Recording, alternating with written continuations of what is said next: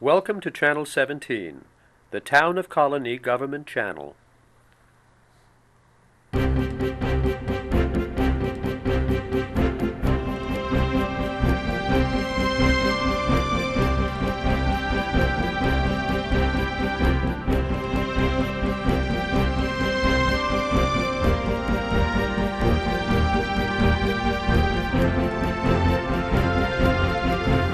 Hi, I'm Supervisor Paula Mahan, and welcome to Colonie Connect. Today we have a very special guest, our very own Library Director, Richard Naylor. Wanted to get an update, on the library. It's certainly a very important, part of our community for all ages, and you do wonderful things here. You have been over the last several years. We get reports where you've received numerous awards for a lot of our different programs, which maybe you could talk a little bit about later. But I'd like to begin with, maybe you could tell us, what's new at the library since the last time we had a discussion on Colonie Connect, which I think was a few years ago. It was. Time flies, though. Yes, it does. Yes, it does. The older we get, the faster it flies. I'm afraid so.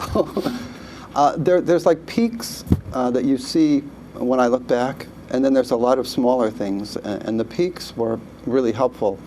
The stimulus funds that the town was able to get for us in the last 3 years, I think. Yeah. Our heating system was just about on its last legs, and thanks to that 600,000 or so stimulus funds, we were able to replace most of the expensive parts of the HVAC, and that saved us astounding 60% of our energy cost, which is way over anybody's estimate.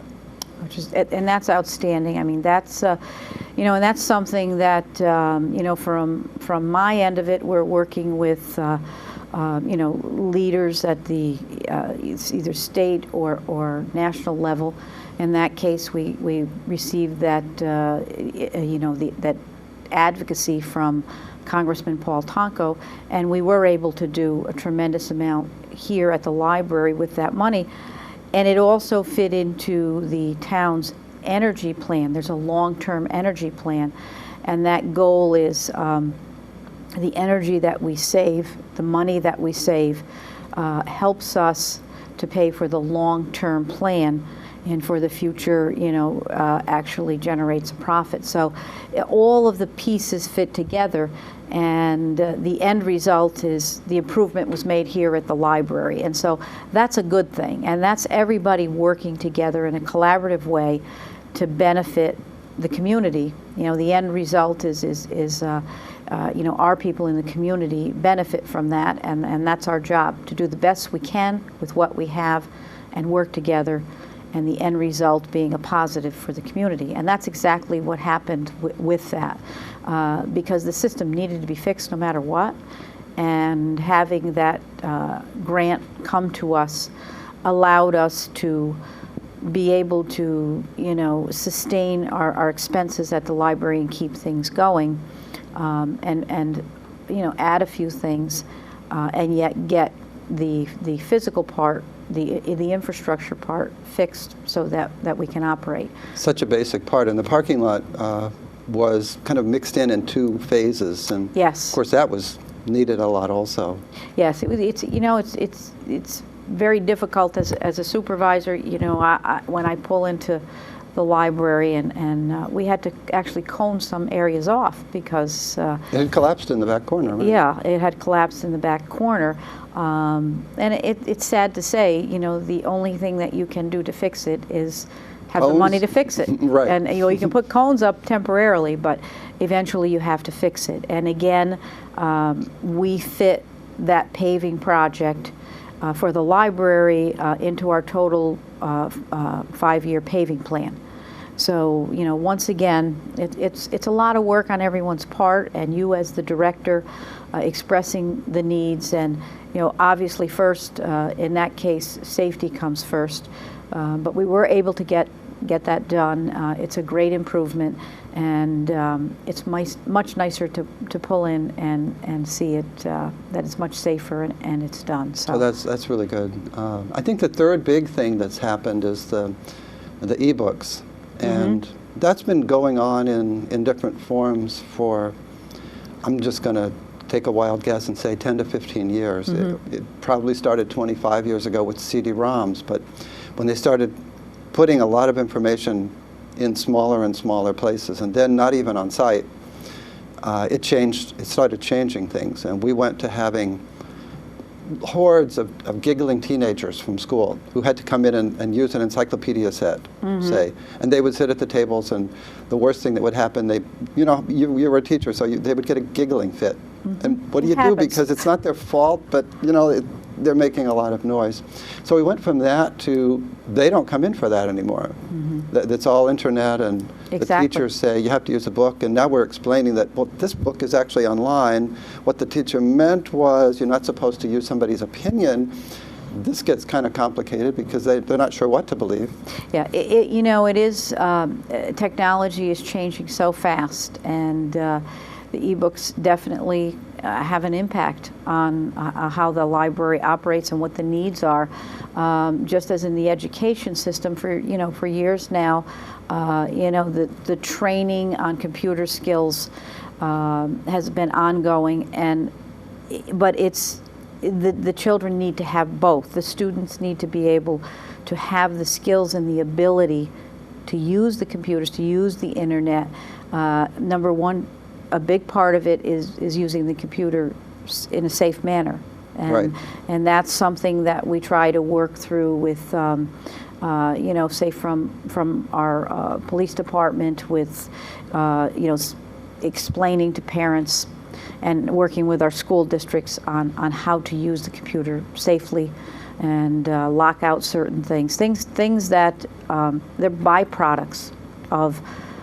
There are many positives of technology. That's some of the negatives. So there's ongoing education, but you still have to teach the students. They have to use books as well, but they also, again, and it's a skill, and it's something that at certain ages, they're not at that stage yet to understand the difference between what's an opinion and what's a fact. How do you compare those two and decide what information is actually true? And so there are strategies with teaching students how to actually learn what a fact is, learn what an opinion is. And again, opinions are good. And if they have an opinion, they have to learn how to defend that opinion and back it up with facts. So again, because technology changes, that changes the types of skills that you have to teach your students. And you see the kids today, and you see them all over. They're on their tablets, or they're flipping the pages on them, reading a book. On their tablets, and it's just so different. And you still see people sitting there, reading a book, hardcover, paperback, whatever it might be. But you also see people just sitting there, looking at technology, reading a book. So those types of things, I think, are changing rapidly. Everything from what technology can allow you to do to the size of what you're working with. And that's going to have, I think, a major impact on your library services. We're really talking about this so much as librarians. We're talking about it in terms of what should new librarians learn. How many librarians do we need?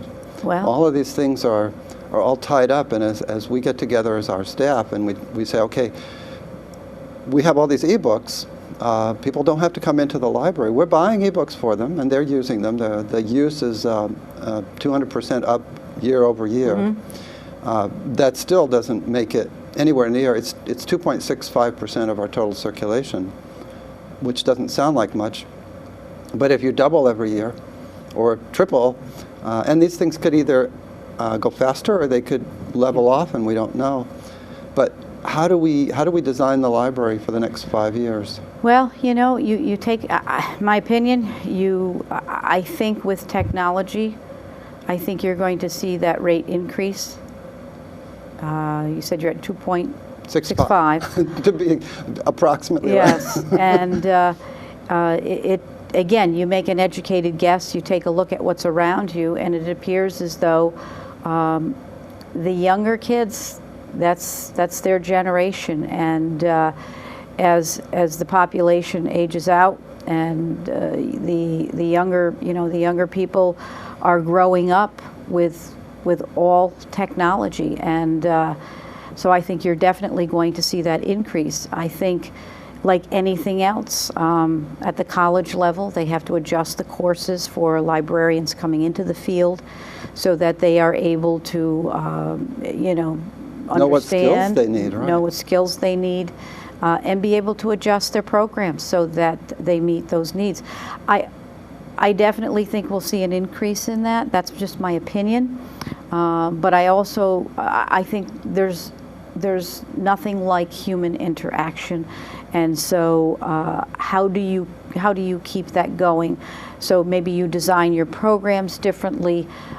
Maybe it allows you to do more teaching and different really types of programs. Going. Yes, I think that's where we're headed. And it's all a matter of projecting out based on the facts that we have today. What's your vision of the library in 10 years? You're here every day, and you see what your staff faces, and you keep up with everything. And I know you're on, various boards to talk and collaborate with other library directors. And so, what are your projections for the next 10 years? I think you're right on. I think the educational component is going to be a big focus. And we've learned this over the past 5 to 10 years that maybe it's taken us longer, I have to admit. If you go back and you look at the image of the librarian, which was the bun, the glasses, yeah. female, and the shushing. Mm-hmm. It's come a long way from that. And when you look in our teen room and you see beads and you see black table and you see bean chairs and high chairs and things where adults would say, no, I wouldn't want that to be my living room, and yet they're very comfortable. We're doing that because we need to communicate with them, and the wonderful thing is that the people communicating with them are finding real people in there who are seriously interested in what's going on. Mm-hmm. And so our job for every age is to make the materials come alive. Yes. And I sometimes give the example, you could read a book of Shakespeare, and what happens when most people do that? They have trouble with the language, and you certainly don't get emotional about it. It's more like a job. Okay, I'm reading my Shakespeare, I've done that, now let me go back to Harold Robbins or a TV show. Then look at a movie of a Shakespeare. It's the same language, but Gwyneth Paltrow, is the leading lady, and some handsome man is the male, and there's close-ups on the faces, and you see the emotion, and it comes to life, and suddenly you forget the language altogether, mm-hmm. and you just have a good time. Yeah, yeah. So that's what we're trying to do with everything. Yeah, and again, you're competing with a lot of things outside of the library. Years ago, even in education, the way classes were structured, it was, I should say they were very structured. And kids, you sat in your desk. I was in alphabetical order. Yes, in your rows in alphabetical order. And it was, again, just so structured, and we understood that as students. There were certain times that you did this and you did that, whatever. We learned a lot. We learned what we had to learn. But even in the years that I was teaching, as time went on, things changed drastically. In the methods, or? In the methods, you know, the strategies, the style of teaching, more interaction between, you know, students and teachers, opportunities for learning how to work in groups, in teams, like teaching kids various roles. Each person in the group has a role, because when you go out into society, people are working in major industries in a collaborative way. There's a lot of, you know, years ago, you know, a think tank, you heard the term once in a while. Oh, well, the group got together. Or at least brainstorming. Yeah, they're brainstorming or this or that. And now, you know, all of the kids are learning those skills of you know, the teamwork. And you're talking about high school. I'm talking about from elementary school. Elementary school, wow. Up to junior high and high school. So that's changed a lot. Advancing as you go through, and really having groups together, complete projects, present them to other groups, you know, critique each other, things like that. Much more guidelines when it comes to even writing a report, teaching kids, this is here's your rubric, this is what we want you to complete in your report, so that each section is covered, and how have you done. So a lot more interaction, a lot more open type classrooms, a lot more teaching of groups and things like that. I think that's really reflected in what we need to do in the library. What may be here in the future. And of course, included in all of that is the technology, is the you know, that's the driving force of some of these projects that the students are working on. What we found How are you here, going to integrate yeah, right. the technology? What we found here is very much similar to that, and I wasn't enough aware of what's going on in the schools and the teaching issues. But we see the need here, so we know we need more small places where people can work as a group. We have a lot of people come in and they say, I need to talk, or we have, you know, 4 people and trying to work on something, and somebody else wants quiet. Yeah, and so that's different. The library was built in '75 and '6, and it was a time when people came to the library, they were quiet, they read, checked out their book. If they had a program, it was in the Stedman room, and then they went home. Mm-hmm. And now we need a way to divide the noise from the not noise, and we need private spaces so this group projects can go on. Yeah, yeah. We did over 1,000 programs last year, Mm-hmm. but we only have the Stedman room. Right. And so it's really hard. Somebody says, can we do a program at the library? And we'll say, sure. And they'll say, well, how about next month on the 4th? And we'll say, well, we're booked out through. So you really have to plan that ahead, and that's because we're trying to fit everything in. So I think the future for us is, we don't know how many bookshelves we need, but we know that the program space is not right yet. And so that's something we're still thinking, exactly what should that be?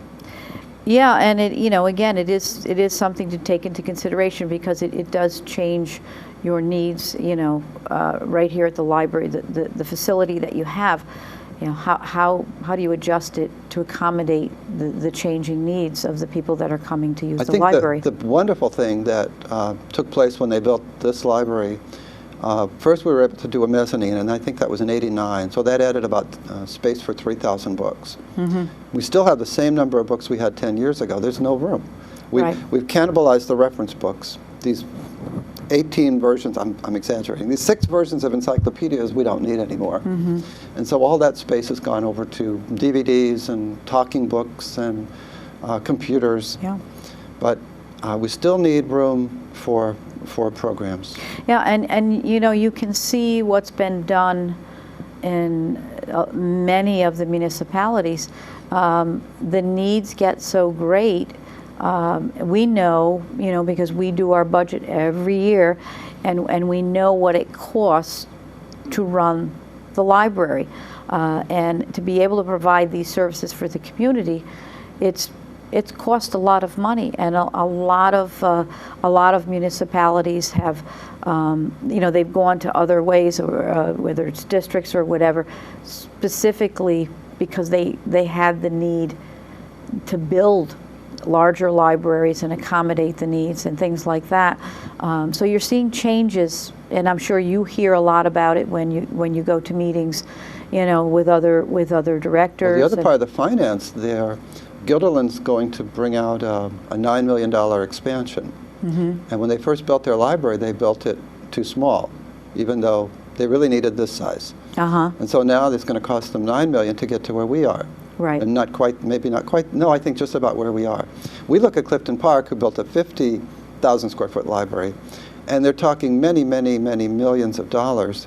But because this building was built in the original form so that it could be expanded, and I think because of the size of the town and the tax base, with the number of people we have financially, this is much less expensive, but much less expensive than for the other communities.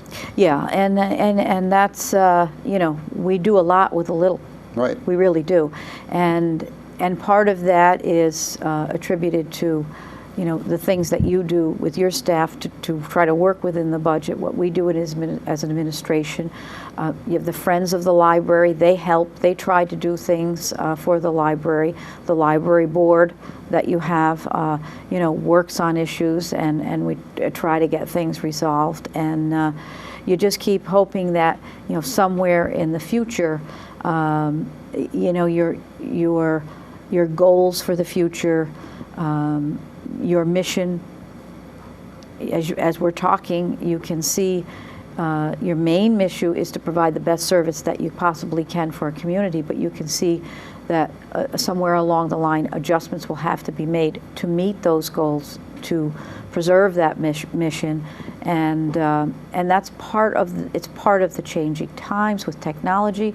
It's part of the economy. It's part of the growth in the town, the population growing, and so all those things are taken into consideration. I mean, most people think, well, you just go into a library and you check out a book and life goes on. And it's like with the water. We turn on the tap and the water comes out, and we don't see the pipes and the valves. No. And right now we're doing a huge project in the water department, which has to do with, it's called a high lift pump, which is critical for us to get our water.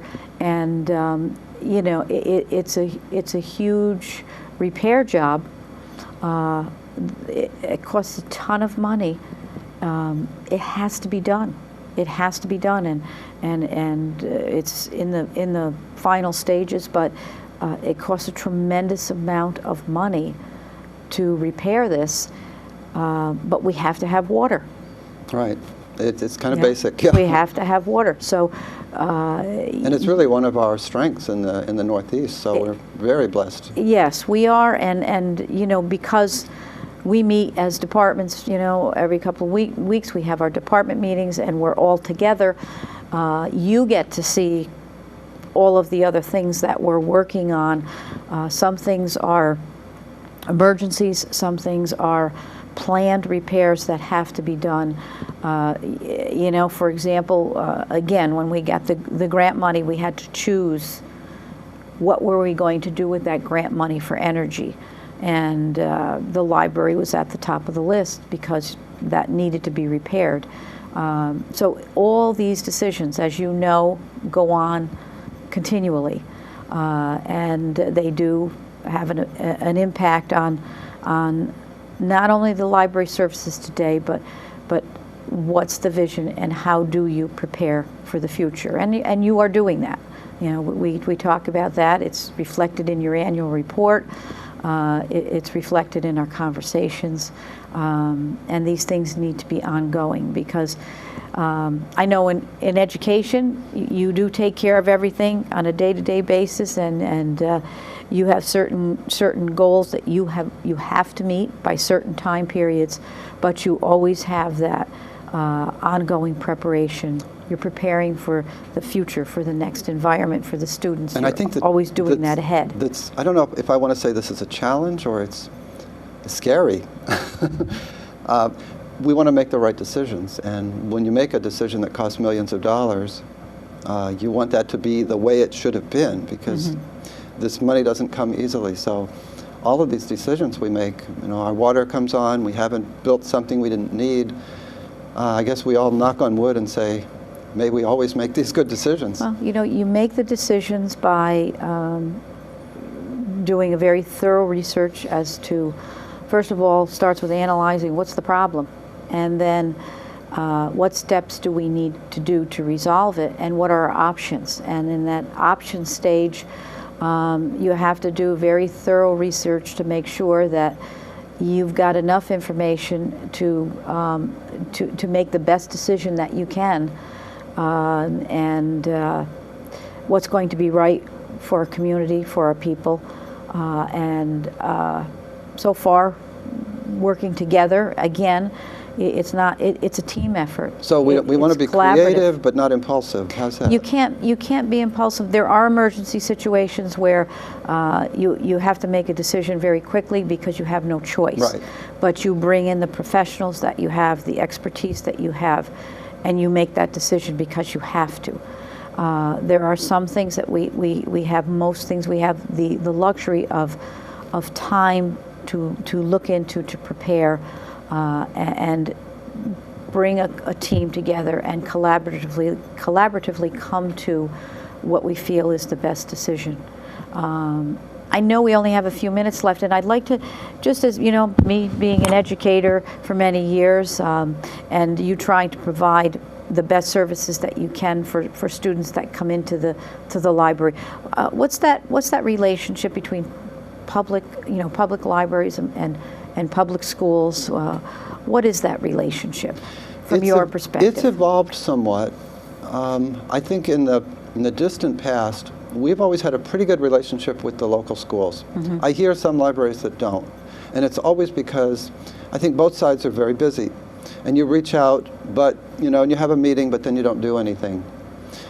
So we have, for example, all the summer reading books in a binder. So we know what the students are going to be asking for. They come in and they say, I forgot my list. Oh, it's right here. And then we help them find the book, and we keep multiple copies. But there are things that the schools can do that we can't do, and there are things we can do that the schools can't do. So they tend to be a little more on the discipline side, where you've got to learn math, and math is discipline. You've got to learn. If you're gonna go into science, this is a day-to-day study. It's not something you cram and say, I just guess. You don't guess at an algebra problem; it won't work at all. So they have that kind of a relationship. We can take it a little more like the grandparents. We're so glad you're here. Let's find you a book that you like. So that was always the relationship. The schools are closed generally at 3 or so, and so the kids can come to the library. Today, the computers. So we have to use a different means of getting people in the library today. Yes. With teens, we had an anime convention, and we won an award for that 3 years ago, but we're on our 4th one this year. Now, you would say an adult is a little more conservative than a teen, probably. I hope so. You look there are rings sometimes and things like that in places where we would say you take that out before you go to a job interview, young man. So we have a hard time understanding what is this anime and what is manga. I thought that was to eat. No, it's a cartoon that came from Japan, but they could be really into that. So we do that kind of thing. We can take the easy path, but we try to guide people to the better materials and lead them into something else. So that's really been the relationship. In the future, I think we're going to be maybe a little bit like the continuing ed class that the schools do. Yes. But we also partner with colleges. So, when you say schools, we think of colleges as well. And Siena and UAlbany and the College of St. Rose, and I have to say even Hudson Valley, we've had teachers, professors come in and they do programs and lectures for us. Jennifer Dorsey from Siena came in and did a program on Revolutionary War and pre-Revolutionary War America when we did the Mayflower. We had 135 people in the Stedman room. This is exciting education. How about interns, the internship programs? I know the colleges, most of them have very strong internship programs. We usually have one or two here. Which is great. There's a limit to how many people we can serve properly. Mm-hmm. You don't want to just bring one in and say, we're using you as slave labor. That's not what it's for. They come in and they have a project, they work with their counselor, and they have to have a deliverable Yes. when they're done. And so we have to make sure that we're negotiating with them and the school so that it doesn't cost us anything. We do benefit, but we don't try to take that much benefit. We try to really give a lot of benefit to the intern. Which is the purpose of the internship program. I mean, they certainly are helpful, and but it's a learning experience for the intern. And usually when it's just about over and the intern is ready to leave, that's when they feel really comfortable and they wish they could spend more time. And that's I've always found that experience in the schools. I think maybe we could just end with one quick question about what do you think is the future of Colonie TV? Oh, well, here we are on Colonie TV, and we used to say TV 17, but now we're on FiOS also, channel 29 if you're on FiOS. All of the media, the newspapers, the library as an educational institution also participates in the media and helping information get out. Whether it be TV, radio, newspapers, we're all struggling with what are we going to do with the new technology and how is this going to shake out? So we're seeing now that as many people see the show on the computer, on the internet, as they do watching it on the TV. Or that go into the Stebbin room. So we'll know how many people came to a program in the Stebbin room that we tape. Right. And then we'll send the link out and we'll put it on the internet and people watch it there. So I think the future of Colonie TV is really bright. You know, we're working with what we have, and as we move ahead and technology changes, I think, and as more people look at the TV station and say, oh, I could see how we could use that this way. Because I think a lot of technology, Facebook for example, it starts out with teens and people posting things and adults saying, you know, I'm going out to the backyard, I'm posting these things, or I'm going to Thatcher Park. We're like, how inane, are you wasting all your time making these silly posts? But now we're finding out that professional people, people with interest in photography, people who want to share an extended family, set up a different way to use it. And so I think all of these new ways that we're going to figure out how to use technology is also going to impact the TV. Okay. And so we'll be doing, like the newspaper, video blogs and things like that, where we can package information in a visual way also. Well, we get lots of compliments about Colonie Connect, about the various information that we put out there, the different guests that we have. We've done 800 shows. Wow, that's a lot. Wow. Well, it's beneficial. People learn a lot about what goes on in town, and it's like an update on every department or something new in town, and we're very happy to provide that, and we appreciate your support with that and all of the good work that you and your staff do. But we're out of time. I really want to thank you. This is great. It's been a great update for me on what's going on here at the library. Keep up the great work. Thank you. Please say thank you to your staff. You're all doing a great job. Thanks for being here today. And thank you for tuning in to Colonie Connect.